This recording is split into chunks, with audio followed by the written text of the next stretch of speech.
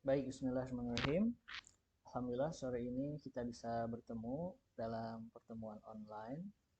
Di sini perkenalkan ya, nama saya Dia Nur Aiman dan saya diberi tugas untuk menjadi dosen pembimbing lapangan untuk kelompok 268, 269 dan 270 ya, yang lokasinya itu di Desa Tanjung Wangi ya, Kecamatan Cihamplas, Kabupaten Bandung Barat. Nah, agar lebih mengenal, saya ini dosen di jurusan Matematika, Fakultas Sains dan Teknologi. Uh, Kalau saya lihat daftarnya dari Saintek itu hanya ada satu ya kalau nggak salah, atau dua orang ya setiap kelompok ya. Jadi tapi meskipun dari Saintek, ada yang dari Informatika ya, mungkin belum pernah keajar sama saya karena beda jurusan. Jadi saya mengajar di jurusan Matematika, kemudian S1-nya saya dari Matematik UIN ya, angkatan 2006. Jadi angkatan pertama di jurusan Matematika, yaitu ketika tahun dimana UIN-nya baru berubah status ya dari IAIN. Kemudian saya melanjutkan studi S2 di ITB dan Kanazawa University, program double degree dengan jurusan Sains Komputasi, dan S3 saya di RMIT Australia, Royal Melbourne Institute of Technology, mengambil jurusan matematik ya. Dan baru lulus di tahun kemarin ya, awal tahun 2022. Mungkin itu kira-kira perkenalan singkat dari saya. Dan seiring berjalannya waktu, nanti saya juga ingin mengenal teman-teman semuanya dari 3 kelompok ini. Dan ya, mari kita sama-sama untuk mensukseskan kegiatan KKN ya. Kegiatan KKN ini, dan ya semoga kita bisa meraih keberkahan dan bisa memberikan manfaat untuk kita sendiri dan khususnya untuk masyarakat di sana gitu ya. Nah, apa itu tujuan KKN?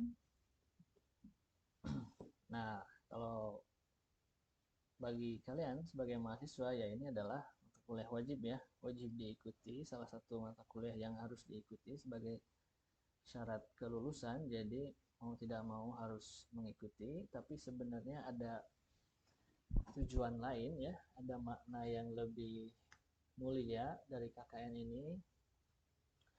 Jadi intinya kita ingin mengabdi kepada masyarakat gitu ya.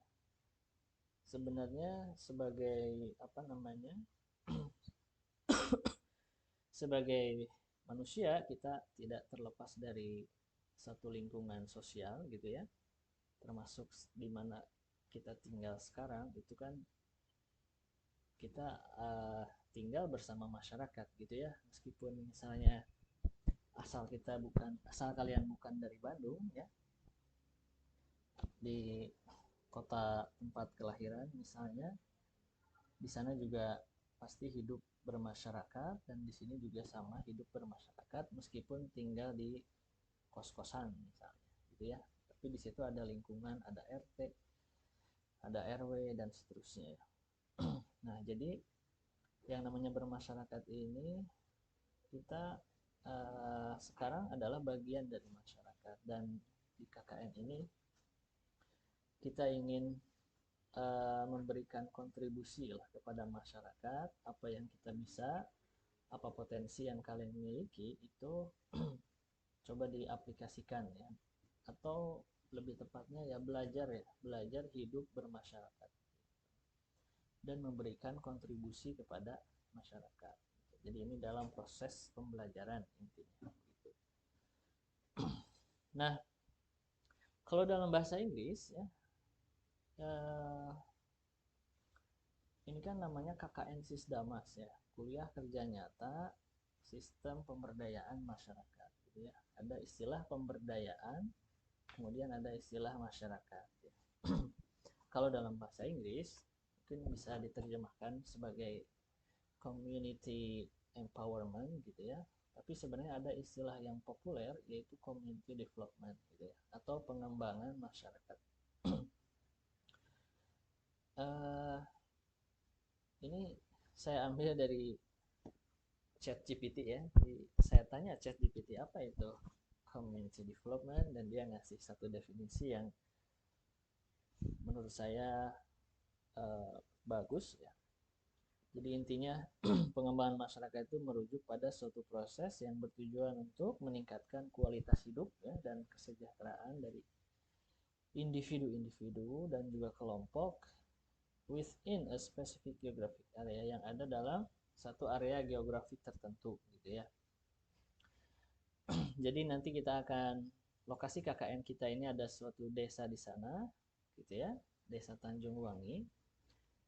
Itu adalah, dan di sana ada masyarakat yang sama-sama tinggal di lokasi geografis yang sama, dan yang namanya pengembangan masyarakat itu adalah satu proses di mana kita berusaha untuk bagaimana agar kualitas hidup masyarakat di sana itu meningkat gitu ya. Nah, dalam hal apa? It involves fostering social, economic, and environmental progress. Jadi di sini diantaranya apa yang perlu ditingkatkan itu dari sisi sosial ya, kemasyarakatan, kemudian ekonomi, kemudian lingkungan, through collaborative effort, melalui upaya-upaya kolaboratif, kerjasama, and engagement, dan juga keterlibatan with community members ya. Jadi bagaimana semua anggota masyarakat di sana ikut terlibat, ikut bekerja bersama-sama untuk meningkatkan kualitas hidup mereka ya. Jika lo lihat definisi ini memang terlihat cukup berat dan cukup komprehensif ya dalam berbagai aspek, tapi ya nanti kita lihatlah apa yang bisa kita lakukan paling tidak dalam upaya untuk meningkatkan kualitas hidup masyarakat ya. Nah, ada dua istilah yang dalam tanda petik ada kemiripan tapi juga banyak perbedaannya ya. Jadi ada istilah community development atau pengembangan masyarakat. Ada juga istilah community service ya, pelayanan masyarakat. Itu agak berbeda maknanya ya. Jadi kalau community service itu sifatnya bagaimana, similarity-nya dulu ya. Apa kesamaan antara pelayanan masyarakat dengan pengembangan masyarakat? Itu kesamaannya itu adalah sama-sama memberikan manfaat kepada masyarakat ya, sama-sama memberikan manfaat kepada masyarakat. Cuman bedanya kalau community service atau pelayanan masyarakat itu sifatnya jangka pendek ya, salah satu bedanya ya, jangka pendek. Kalau community development itu jangka panjang ya. Kalau community service itu istilahnya hanya saat itu, tapi kalau community development itu memikirkan sustainability atau keberlanjutan dari program-program yang dijalankan gitu ya. Mungkin saya bisa kasih contoh ya, apa bedanya community service dengan community development ya. Kalau community service itu misalnya ngajar ngaji ya, di sana ada madrasah diniyah misalnya, atau ada sekolah agama, kemudian kalian nanti ikut mengajar mengaji di sana, itu bisa disebut dengan community service ya, atau pelayanan masyarakat. Artinya setelah KKN selesai ya udah selesai juga melayani masyarakatnya gitu. Atau ya dampaknya hanya saat itu aja gitu. Nah, kalau community development itu pengembangan masyarakat, dia jangka panjang ya. Jadi misalnya gini, di daerah tersebut itu tidak ada madrasah diniyah gitu ya, tidak ada sekolah agama. Jadi anak-anak kecil itu jarang ada pengajian lah, jarang mengaji gitu ya. Nah, kemudian misalnya kalian yang sedang KKN di sana mempunyai inisiatif untuk mengadakan apa namanya madrasah diniyah gitu ya. Kemudian mengajak anak-anak kecil untuk ke masjid, kemudian setelah itu ada ngaji, mereka belajar ngaji misalnya. Nah, kalau community service itu udah aja sampai situ. Jadi setelah kalian pulang KKN, maka program madrasah diniyahnya udah nggak ada lagi, gitu. Udah nggak ada. Jadi madrasah diniyahnya hanya ada pada saat kalian KKN. Nah itu namanya community service ya. Tapi kalau community development dia itu jangka panjang. Gimana caranya supaya setelah selesai KKN itu madrasah diniyahnya tetap ada gitu. Sedangkan kalian harus pulang, ya kan? Nggak mungkin menetap terus di sana. Nah makanya kalau konsep community development itu dalam kasus tadi madrasah diniyah itu kalian berusaha untuk mencari siapa nih kira-kira masyarakat di sana yang bisa ikut terlibat dalam mengajar ngaji gitu. Jadi pasti di sana ada potensi gitu kan. Misalnya ada pemudanya misalnya atau pemudinya gitu ya diajak dibujuk kemudian diajak terlibat dalam mengadakan madrasah diniyah tersebut atau kalau perlu misalnya para pemuda-pemudi di sana itu dilatih ya mengajinya dulu sama kalian yang mau KKN supaya punya kemampuan yang baik gitu ya dengan harapan apa? Dengan harapan setelah kalian pulang dari KKN maka madrasah diniyahnya tetap ada, tetap berjalan karena kita mengajak masyarakat di sana untuk terlibat dalam uh, keberlangsungan atau keberlanjutan program tersebut. Nah, bisa ya membedakan antara community service dengan community development. Jadi community development itu jangka panjang ya. Gimana setelah selesai KKN itu masih ada dampaknya atau programnya masih terus berjalan. Gitulah kira-kira. Nah, saya bisa memahami bahwa KKN ini memang durasinya hanya sekitar 1 bulan ya atau sampai 40 hari. Jadi memang bisa disebut waktunya singkat, tapi dalam waktu yang singkat ini bagaimana agar program-programnya diupayakan mengarah pada community development tadi gitu ya. Bukan berarti jangan ada community service-nya, nggak masalah community service, misalnya ada program apa namanya bersih-bersih gitu ya. Nah itu kan sifatnya hanya melayani aja gitu kan, melayani masyarakat dan seterusnya. Bukan berarti itu jangan ada, tetap itu pun diperlukan ya, tapi kalian nanti coba pikirkan bagaimana program-program yang sifatnya lebih jangka panjang gitu ya dalam mengembangkan kualitas hidup masyarakat di sana. Itu kira-kira yang bisa saya kasih contoh ya. Nah, makanya sebenarnya idealnya yang namanya pengembangan masyarakat itu karena sifatnya berkesinambungan ya atau berkelanjutan dan juga mencakup aspek yang cukup luas ya, nggak hanya satu aspek. Makanya idealnya sebenarnya kadang ada yang disebut dengan istilah desa binaan gitu kan. Nah, desa binaan itu kan desa yang terus menerus dibina gitu kan. Artinya tidak hanya satu kali tapi beberapa kali gitu. Sebenarnya idealnya seperti itu. Ada desa binaan ya. Jadi kayak ada roadmap tentang pengembangan masyarakat di sana kira-kira seperti apa karena butuh keberlanjutan tadi gitu. Nah, namun memang kebijakan di UIN belum sampai ke sana ya. Jadi kadang tahun ini di sini, tahun ini di sana gitu kan. Tapi nggak apa-apa. Kita jalani sesuai dengan kebijakan yang ada gitu kan. Tapi tadi ya arahan dari saya coba pikirkan bagaimana program-programnya ada yang mengarah ke community development. Nah, kalau kemudian saya tanya lagi ChatGPT ini, ChatGPT kan teknologi, jadi kita manfaatkan aja untuk mencari apa namanya pengetahuan, gitu ya. Saya tanya lagi, apa yang bisa mahasiswa lakukan dalam aktivitas pengembangan masyarakat. Tapi di situ saya nyebutnya remote area ya, atau area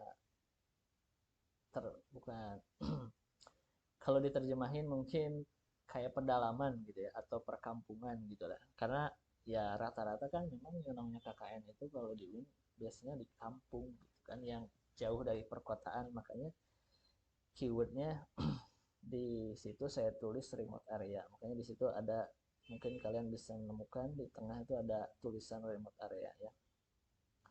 Nah, apa yang pertama dilakukan itu adalah conduct research and needs assessment. Jadi melakukan riset dan juga penilaian tentang kebutuhan. Makanya nanti di tahapan pertamanya kan ada istilah observasi, kemudian ada istilah pemetaan sosial ya. Jadi kalau kalian ikut pembekalan mungkin dengar istilah-istilah itu ya. Ada observasi, ada pemetaan sosial. Itu sebenarnya dalam rangka melakukan riset ya. Riset dalam arti bagaimana kondisi objektif dari masyarakat di sana, kemudian apa potensi yang dimiliki oleh masyarakat di sana, dan juga apa masalah-masalah yang muncul dan apa kebutuhan-kebutuhan yang diperlukan oleh masyarakat di sana. Nah, hasil riset ini nanti akan digunakan untuk nah, this can help identify the unique challenges. Jadi hasil penelitian ini, penelitian ini bisa dilakukan dengan cara interview, misalnya melakukan wawancara ke pegawai desa, ke tokoh masyarakat, tokoh agama, atau masyarakatnya secara langsung ya, tentang bagaimana situasi di sana. Nah, coba cari info sebanyak-banyaknya, itu kan. Nah, di sini kan ada 45 orang nih, dan kalian akan mengabdi di satu desa yang sama. Nah, setelah diidentifikasi, kemudian nanti itu akan membantu dalam menemukan apa tantangan yang unik gitu ya, atau tantangan yang besar yang dihadapi oleh masyarakat, kemudian resourcesnya, sumber daya yang mereka miliki, dan peluang-peluangnya. Dalam hal which can inform, yang dapat memberikan informasi tentang strategi-strategi pengembangan dan juga intervention gitu. Ya pokoknya arahnya nanti ke apa strategi-strategi pengembangan yang harus dilakukan atau yang perlu dilakukan dalam rangka tadi meningkatkan kualitas hidup di masyarakat, gitu ya, masyarakat di sana.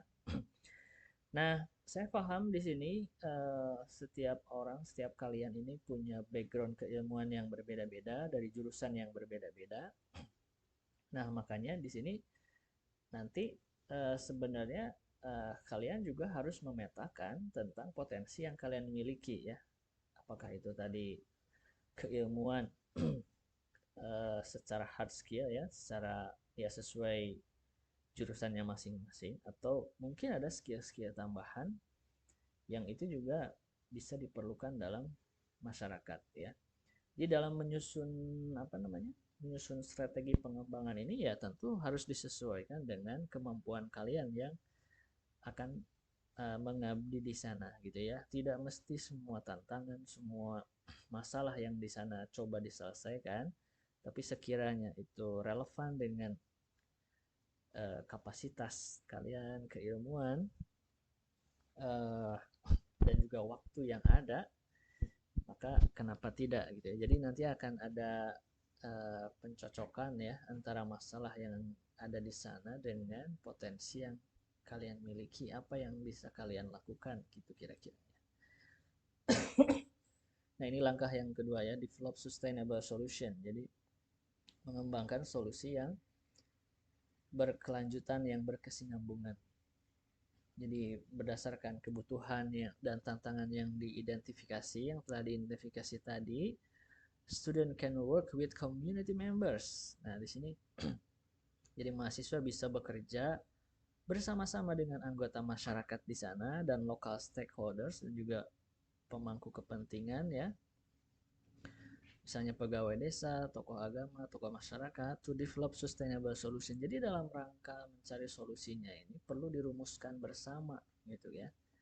Jadi tidak hanya satu pihak dari kalian sebagai mahasiswa, tapi duduk bersama untuk menyelesaikan atau membantu mencarikan solusinya. Kayak tadi lah contohnya, misalnya kalian mau menginisiasi madrasah diniyah, itu kan perlu ada komunikasi dengan masyarakat, dengan tokoh agama setempat, gitu kan, tentang ide tersebut, kemudian mencari siapa kira-kira guru yang potensial, gitu kan, yang bisa terlibat dalam mengajar.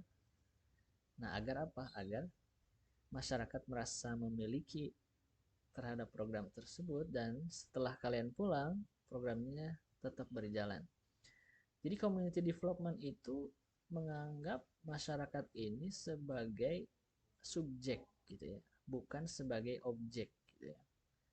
Kalau community service itu menganggap mereka sebagai objek gitu ya. Jadi kita punya sesuatu, punya resources, punya skill, punya tenaga, terus diberikan, ya mereka sebagai objek gitu ya. Tapi kalau di community development itu sebagai subjek, jadi mereka terlibat dalam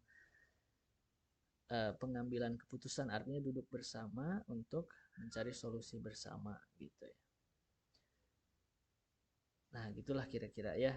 Nah ini contoh isunya, misalnya ada pendidikan, kesehatan, air bersih, energi, ataupun pendapatan. Terus collaborate with local organization and institution. Jadi perlu berkolaborasi ya, bekerja sama dengan organisasi lokal dan juga institusi tadi ya. Misalnya di situ ada Karang Taruna mungkin, ada desa, aparat desa, ada uh, atau organisasi-organisasi lokal ya, atau sekolah juga itu bagian dari local institution ya, institusi lokal. Kemudian health clinics, misalnya kalau ada masalah kesehatan berarti dengan dinas kesehatan atau puskesmas dan seterusnya ya, atau yaitu badan-badan pemerintah yang beroperasi di area tersebut gitu ya. Nah intinya perlu berkolaborasi ya dalam mencari solusinya, itu perlu berkolaborasi dengan masyarakat ataupun organisasi ataupun institusi di daerah tersebut ya. Nggak bisa berjalan sendiri karena tanpa dukungan tentu nggak akan berjalan ya. Kemudian support educational initiative. Nah ini misalnya mendukung apa namanya ya, kegiatan-kegiatan di dunia pendidikan ya. Jadi di remote area atau di perkampungan itu kadang-kadang kualitas pendidikannya itu kan berbeda dengan daerah perkotaan. Makanya misalnya di situ kalian bisa offering tutoring services ya, ada ya semacam tutoring atau apa namanya ya, bimbingan belajar lah gitu, organizing workshop, atau mungkin ada workshop gitu ya, workshopnya tentang apa, bisa tentang teknologi, tentang apapun yang kalian bisa share ke mereka, or donating educational resources, atau mendonasikan sumber-sumber daya pendidikan ya, mungkin ilmu, kemudian buku dan seterusnya.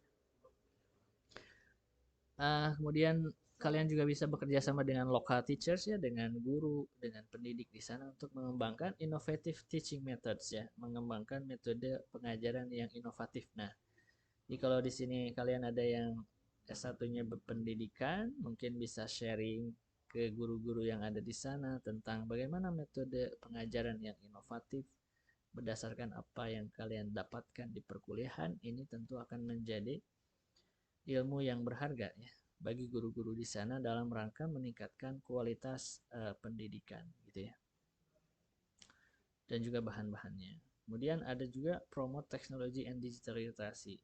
Yang namanya di kampung itu biasanya uh, pengetahuan ataupun pemahaman mereka dalam penggunaan teknologi itu tidak seperti di daerah perkotaan gitu kan. Makanya ini juga bisa dipromosikan ke mereka, misalnya bagaimana menggunakan komputer, mungkin banyak yang belum bisa gitu kan, atau facilitating access to online educational resource, atau bagaimana mengakses sumber-sumber apa namanya bacaan atau pendidikan secara online gitu ya. Jadi di YouTube misalnya diperkenalkan ada satu channel yang bisa dipakai untuk belajar dan seterusnya gitu ya. Kemudian ada enhance healthcare access and awareness. Jadi kalau misalnya ada masalah kesehatan, ini juga, nah ini kalau kalian backgroundnya ada hubungannya dengan kesehatan ya, mungkin yang paling dekat apa ya, biologi, kimia, mungkin kalau ada, mungkin di situ bisa melakukan campaign, kampanye tentang gaya hidup sehat misalnya, gitu ya, atau gaya hidup atau tentang hygiene ya, uh, dan nutrisi ya, dan juga nutrisi ya. Kemudian bisa bekerja sama dengan penyedia kesehatan di sana, misalnya puskesmas ataupun apapun lah di sana, to improve access to healthcare ya. Ini memang agak agak tinggi ya, ya karena tadi ya, karena memang berkelanjutan, nggak mungkin dalam waktu yang singkat bisa melaksanakan semua, tapi paling tidak ada upaya yang dilakukan gitu ya. Kemudian ada empower local entrepreneurship, jadi bagaimana memberdayakan kewirausahaan di sana. Jadi mungkin di sana ada yang sudah, ada yang kerajinan, ada masyarakat yang punya usaha bidang kerajinan, kemudian misalnya sejauh ini mereka hanya memasarkan di pasar, terus kalian coba perkenalkan bagaimana mengakses pasar yang lebih luas dengan cara mempromosikan di apa namanya, di apa istilahnya kayak Shopee, Lazada dan seterusnya. Jadi perkenalkan market-market online ya, online market agar uh, ya, nah, economic growth ya, pertumbuhan ekonomi di sana bisa lebih baik lah gitu ya. Ataupun memperkenalkan misalnya usaha-usaha baru gitu ya, untuk mendorong anak-anak muda di sana untuk berwirausaha, itu juga bisa dilakukan. Kemudian kalau ada budaya lokal di sana bisa dijaga ya, and heritage dan warisan-warisan budaya. Mungkin gimana cara menjaganya, banyak ya, bisa mendokumentasikan oral, historis dan seterusnya. Bisa membuat video. Ini contoh aja ya sebenarnya. Pada prakteknya nanti saya serahkan ke kalian gitu ya. Jadi ini mungkin ada insight dari apa yang saya sampaikan. Kemudian advocate for infrastructure development. Jadi kalian melakukan KKN ini bukan mau pengembangannya, sebenarnya bukan ke infrastruktur ya, karena ini pasti membutuhkan dana yang besar. Tapi yang bisa kalian lakukan nanti adalah mengadvokasinya. Misalnya ada jalan rusak di sana, kemudian menyampaikan dengan dinas terkait di kabupaten misalnya, gitu kan, agar jalan di uh, kampung tersebut bisa diperhatikan. Nah itu kan dalam rangka mengadvokasi, ya.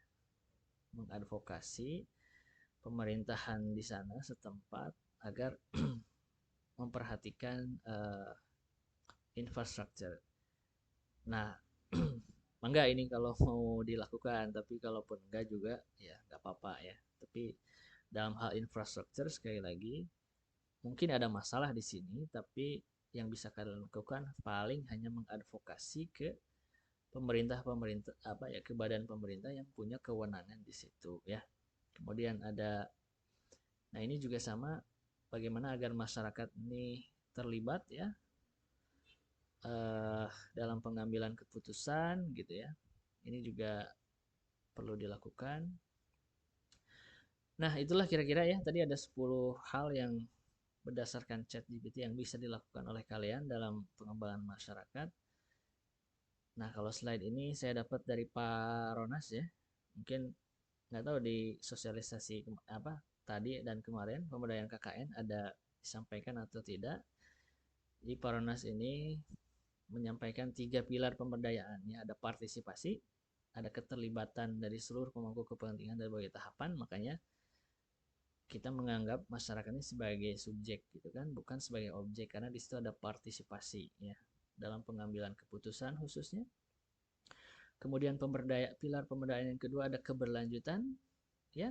Jadi tadi bagaimana agar program atau hasil dari pemberdayaannya itu masih terus berlanjut setelah kalian pulang ya. Itu yang kedua. Yang ketiga demokrasi ya, dirumuskan secara bersama. Makanya ada diskusi melibatkan mereka bermusyawarah dalam rangka mencari solusi yang baik dari masalah yang dihadapi gitu ya. Oke, gitu kira-kira ya. Sekilas mungkin tentang apa namanya? Tentang pemberdayaan masyarakat atau community development. Nah, karena waktunya sudah sebentar lagi ya. Jadi mungkin tahapan berikutnya adalah survei lokasi. Sudah ada yang menghubungi ke saya, ada yang mau survei, tapi saya sarankan yang pertama coba bentuk koordinator desa ya. Maksudnya dari 3 kelompok ini berembuk, terserah lah berembuknya. Mungkin gini, setelah ketua kelompok terbentuk di masing-masing kelompok, kemudian berembuk siapa yang akan menjadi koordinator desanya. Eh, kemudian nanti surveinya kalau bisa bersama-sama ya. Maksudnya nggak usah semua orang, tapi dari setiap kelompok ada perwakilan lah. Misalnya 2 orang tiap kelompok atau 3, terserah lah gimana diskusi kalian. Survei ke sana, survei lokasi ya. Jadi tujuannya pertama agar tahu jalan ya, gimana cara akses menuju lokasi tersebut, jalannya gimana, bagus atau enggak. Nah, mungkin pas survei itu yang dituju adalah kantor desanya pertama ya. Kalian temuin kades kalau ada kepala desanya atau sekretaris desa ataupun pejabat desa yang lain, sampaikan maksud kedatangan kalian dari UIN. Nanti ada suratnya ya, bisa nanti saya share kalau kalau minta ditunjukkan suratnya. Kemudian minimalnya ya setelah silaturahim ya, setelah kenal, cari info banyaknya dusun di sana ada berapa ya, banyaknya dusun. Kemudian nanti juga cari kandidat tempat tinggal ya, atau posko yang akan nanti kalian tempati. Uh, jadi pada saat survei ya, itu cari posko, cari tempat tinggal. Nanti setelah survei, oke nantilah setelah survei. Nah kemudian dokumentasikan, ini juga perlu dilakukan ya, dokumentasikan dari sejak survei ini. Artinya apa? Artinya karena nanti pihak LP2M itu kan menyarankan agar membuat video ya. Nah ini contohnya ya. Kalian bisa search sebenarnya di mana di YouTube ya. Kayaknya video ini cukup bagus gitu ya. Terdengar nggak suaranya? Terdengar suaranya? Oh tidak ya. Oke, mungkin nanti saya share aja linknya ya. Saya share aja linknya, kemudian nanti silahkan disimak masing-masing. Ini dokumenter ya, pengabdian masyarakat FTSL ITB ya. Nah, ada di YouTube. Ini cukup menarik ya. Jadi bisa dijadikan ya salah satu apa namanya contoh lah gitu. Ataupun kalian bisa cari contoh lain di YouTube-nya. Jadi jangan lupa dokumentasikan dari setiap tahapannya. Makanya ini perlu ada tim dokumentasi ya. Saya sarankan di setiap kelompok ada, atau terserah lah mau ada khusus bagian dokumentasi atau setiap orang juga jadi apa namanya, atau diharapkan untuk mendokumentasikan, kemudian nanti digabungkan, dikumpulkan, dan nanti akhirnya akan dibuat satu video dokumenter. Selain ini diharapkan oleh LP2M, ini juga akan menjadi kenang-kenangan kalian videonya ya kan, kenang-kenangan kalian selama KKN, untuk dikenang nanti setelah lulus mungkin boleh jadi gitu ya. Nah nanti setelah survei diskusikan pembagian wilayah garapan ya. Jadi kelompok 268 mau di mana, kelompok 269 mau di mana garapannya, dan 270 di mana. Sebenarnya ada dua apa namanya? Ada dua skema ya, ada dua skema lah sebut saja. Apakah garapannya ya udah satu desa ini bareng-bareng aja 3 kelompok digabung misalnya, atau setiap kelompok punya wilayah garapan masing-masing. Jadi misalnya di sana ada, sebut saja ada 6 dusun, jadi satu kelompok itu menggarap 2 dusun misalnya, itu juga boleh masing-masing atau digabung ya. Kalau dalam pengalaman saya dulu waktu KKN itu digabung gitu ya. Jadi satu desa aja bareng-bareng sama 3 kelompok.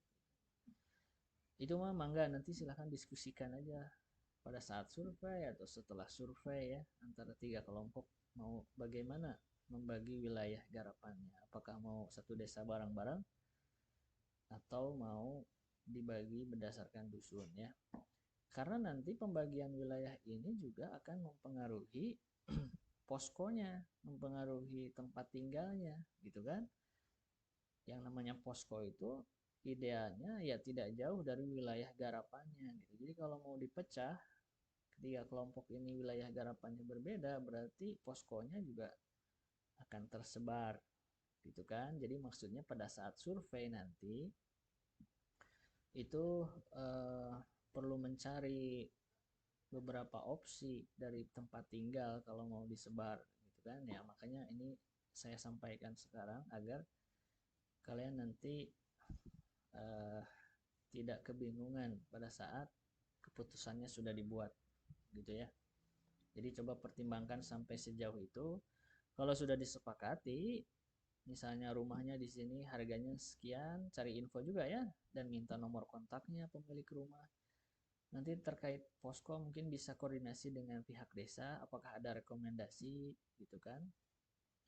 Dan kalau ada coba disurvei ya gimana rumahnya, jangan lupa didokumentasikan agar teman-teman yang tidak ikut survei bisa tahu kondisi rumahnya. Kemudian harganya berapa, ya mau nego nanti mangga terserah gitu ya. Yang pasti nanti setelah kalian kembali ke sini setelah survei, biar nggak usah ke sana lagi, langsung aja hubungi pihak pemilik rumah. Oke, misalnya jadi mungkin minta DP, ya tinggal dibayar DP-nya gitu kan. Jadi pada saat ke sana kalian sudah punya tempat tinggal gitu. Jadi nggak usah ke sana lagi. Jadi ke sana lagi itu pas nanti keberangkatan ya. Dan menurut informasi berangkatnya kan tanggal 10 Juli ya maksimal. Karena apa? Karena tanggal 11 Juli itu ada pelepasan. Nah, apakah pelepasan ini sekaligus pembukaan atau bagaimana nanti? Pembukaan itu maksudnya pembukaan di sana satu desa gitu dengan pihak desa. Kalau nggak salah suka ada pembukaan ya, saya juga lupa dulu pembukaan itu apakah di awal pas datang. Kalau nggak salah pas pas datang ya di sana pembukaan, habis itu observasi. Karena apa? Karena gini, saya sebagai dosen pembimbing lapangan hanya difasilitasi 3 kali datang ke sana ya. Pertama di awal saat keberangkatan. Jadi kalau mau berangkat tanggal 10, insya Allah saya bisa ikut pembukaan di tanggal 11-nya gitu ya. Kemudian yang kedua pertengahan, nanti ada monitoring dan evaluasi, kira-kira di pertengahan KKN saya ke sana lagi, kemudian pas terakhir, pas pulang gitu ya, penjemputan. Nah, nanti insya Allah saya ke sana lagi gitu. Jadi ada 3 kali lah kunjungan ke sana dari DPL. Kemudian nanti coba rumuskan teknis keberangkatannya, misalnya pembagian barang yang dibawa apa aja, kemudian kesananya gimana, armadanya apa, mau rental atau dan seterusnya lah, angkot misalnya, atau mau rental mobil, bis, terserah, silahkan diskusikan. Nah gitu kira-kira ya yang bisa saya sampaikan. Selanjutnya kalau ada yang mau ditanyakan mangga